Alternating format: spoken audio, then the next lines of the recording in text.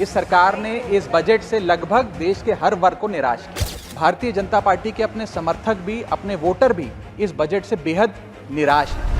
और सरकार जो हमसे इतना टैक्स लेती है उसके बदले में सरकार हमें देती क्या है? आज मुझे ये कहने में बिल्कुल भी गुरेज नहीं है that sir we in India today pay taxes like England to get services like Somalia.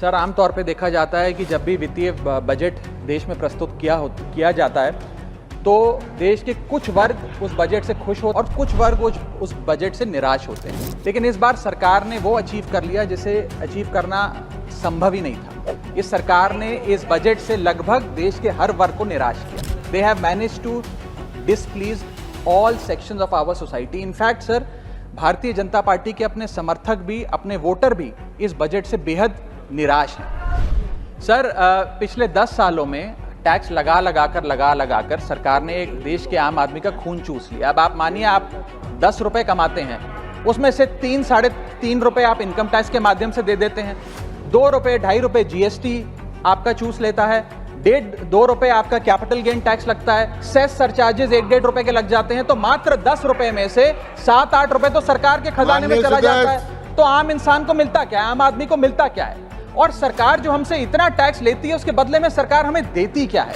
कौन सी ऐसी अंतर्राष्ट्रीय सेवाएं, world class health care, education, transport सुविधाएं सरकार बदले में देशवासियों को देती है? मैं ये भी पूछना चाहता हूं। इसीलिए आज मुझे ये कहने में बिल्कुल भी गुरेज नहीं है that sir we in India today pay taxes like England to get services like Somalia.